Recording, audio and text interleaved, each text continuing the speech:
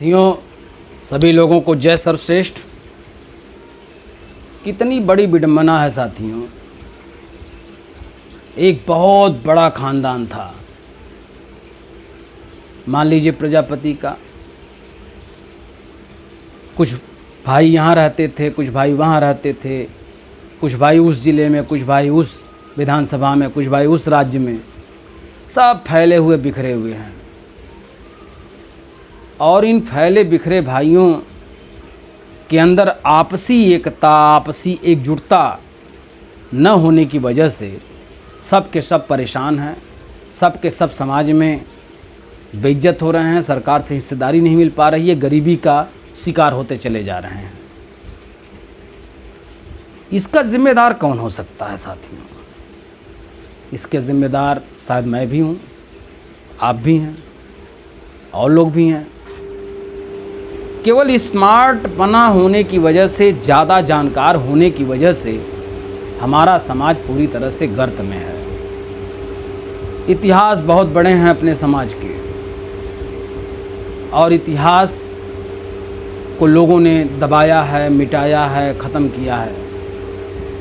हम उनका विरोध भी नहीं कर पाए हैं, कोई नहीं कर पाया।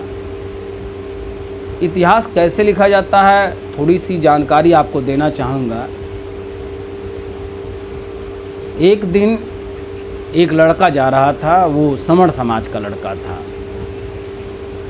समण मतलब सबल समाज का लड़का था, चाहे क्षत्रिय समझ लीजिए, चाहे ब्राह्मण समझ लीजिए, चाहे राय समझ लीजिए, चाहे श्रीवास्तव समझ लीजिए, चाहे बनिया समझ लीजिए। वो समण समाज का लड़का था जो जा रहा था। कुछ लड़के पतंग उड़ा रहे थे। पतंग लूटने के चक्कर में एक लड़का, महज 7-8 फीट गहरा कुआं था, 7-8 फीट एकदम सूखा हुआ, उसी में किसी तरह से गिर गया। अब वो लड़के परेशान हुए, जो 2-4 और थे। तो कुछ घास करने वाली बेचारी थी, वो लोग भी आईं, किसी तरह से उसको अपनी साड़ी वगैरह ढील करके उस लड़के को लोगों ने बचा लिया। वो जो समण समाज का लड़का था उधर से गुजर रहा था मात्र। जब ये देखा वहाँ कुछ भीड़ लगी है कुएं के पास, तो वो पहुँचा, और जैसे ही उसे पता चला कि ये पतंग लूटते समय इसी में गिर गया था, उसको 2-3 पड़ाका मारा। मारने के बाद कहा कि आज के बाद ये पतंग लूटने का काम तुम बंद कर दो। भाई धौंस दिखाना था उसको, डर पैदा करना था बच्चों के अंदर, छोटी जात के लोग थे, उनके अंदर डर पैदा करना था। तो अपना 2-3 पड़ाका मार करके अपने डर पैदा कर दिया, और अपना लेक्चर दे करके वो चलता बना। जब वो पहुंचा मार्केट में, तो उससे एक पत्रकार बंधु मिले। तो बोले, यार कहाँ थे तुम यार, कई दिन से दिखाई नहीं दे रहे थे, कब से मैं तुम्हारा इंतज़ार भी कर रहा हूँ। तो उसने कहा, अरे भाई जी क्या बताएं, आ रहे थे तो एक लड़का वही कुआं में गिर गया था, पतंग लूट रहा था। तो पत्रकार महोदय ने कहा, अच्छा शांत हो जाओ। तो ले गए आड़ में, चाय वगैरह का आर्डर हुआ दुकान पे। पत्रकार महोदय ने कहा, बताओ क्या बात थी। कहा, भैया वो आ रहे थे, तो लड़के सब पतंग लूट रहे थे। तो एक लड़का पतंग लूटते समय उसी 8 फीट जो गहरा कुआं वहाँ नहीं सूखा हुआ है, उसी में वो गिर गया था। तो उन्होंने कहा, ऐसा करो, अब इस बात को कहीं फैलाना मत। रात में उसके घर गए पत्रकार महोदय, उसके माँ बाप से मिले, परिवार के लोगों को पाठ पढ़ाया। फिर जा कर के एक पंडित जी के यहाँ, उनके दरवाजे के सामने 80 फीट गहरा कुआं था जिसमें पानी था। पंडित जी को मनाया गया कि पंडित जी, ये आपका लड़का जो 5 साल का है, यानी दूसरा लड़का, पंडित जी का लड़का, ये जो 5 साल का आपका लड़का है, इसी को बताइएगा कि इसी कुएं में गिर गया था और इस लड़के ने बचाया अपनी जान पर खेल करके। भैया ये सब मीटिंग हो गई, योजनाएं बन गईं। बनने के बाद पत्रकार महोदय ने अखबारों में लिखना शुरू किया। इतना लिखा ज़बरदस्त कि आप यकीन नहीं करेंगे कि सरकार से उस लड़के को गोल्ड मेडल दिला दिया। गोल्ड मेडल जब मिल गया लड़के को, तो एक बहुत बड़ा कार्यक्रम रखा गया वहाँ पर, डीएम, एसपी, दरोगा, सांसद, विधायक, जिला पंचायत प्रधान, मास्टर, प्रिंसिपल, तमाम लोग वहाँ कार्यक्रम में उपस्थित हुए। सब ने बारी बारी से वक्तव्य दिया। पत्रकार महोदय ने भी कुछ चप करके अपना लेक्चर दिया भाई कि सोचिए, जब ये लड़का 80 फीट गहरे कुएं में गिरा होगा, ज़िंदगी और मौत से जूझ रहा था, उस समय इस लड़के ने अपनी जान की परवाह न करते हुए उस 80 फीट गहरे कुएं में रस्सी के सहारे अंदर जाकर के इस लड़के की जान बचा करके बहादुरी का काम किया। भैया खूब तारीफ हुई। तो साथियों, इतिहास इस तरह से लोगों ने अपना लिखा और रचा है। बहुत से लोग, राजा महाराजा की भी कहानी आप सुनेंगे तो उन्होंने ये किया, वो किया, व्यभिचार किया, सुरा सुंदरी का पान किया, चचेरे सगे भाइयों की हत्या करके सिंहासन हड़पे, ज़मीनें हड़पी, कितने लोगों की मांग उजाड़ दी। उन लोगों का इतिहास बढ़ा चढ़ा के लिखा हो गया है इतिहास में।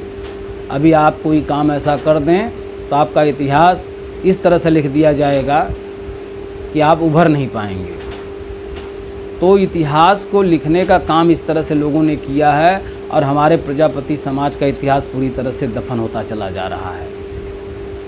तो जब हमारा इतिहास, कहीं के लोग कुछ कहते हैं, कहीं के लोग श्री यादे माँ को अपना भगवान मानते हैं, कहीं के लोग दक्ष जी को मानते हैं, कहीं लोग रत्नप्पा जी को मानते हैं, कहीं संतराम बीए जी को मानते हैं, कहीं कुछ और लोगों को मानते हैं। जब इस तरह से हम लोग बटे रहेंगे इन सब सोच में, ऊपर से टाइटल के नाम पे अलग अलग टाइटल लिख करके बटे हुए हैं, तो बताइए हम लोग एक कब होंगे।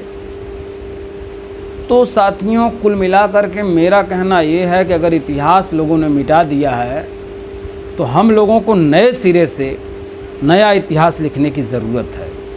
अगर आप इस बात से सहमत हैं तो सब लोग तैयार होइए। मैं राजेश प्रजापति आपको यकीन दिलाता हूँ कि नए सिरे से नया इतिहास लिखा जा सकता है, जिसे हम लोग मिल करके लिखेंगे। वीडियो को सब्सक्राइब कीजिए, शेयर कीजिए, कमेंट कीजिए। आपके हर प्रश्नों का उत्तर मैं दूंगा। मैं अपना मोबाइल नंबर यहाँ पर डाल दे रहा हूँ। जिन लोगों को हमसे वार्ता करनी है वार्ता करें। जिनको जैसा भी सवाल होगा साथियों, सबको वीडियो शेयर कीजिए। जिसका जैसा भी सवाल होगा, सभी सवालों के उत्तर मैं यहाँ से आपको यूट्यूब के माध्यम से वीडियो बना करके प्रस्तुत करता रहूँगा।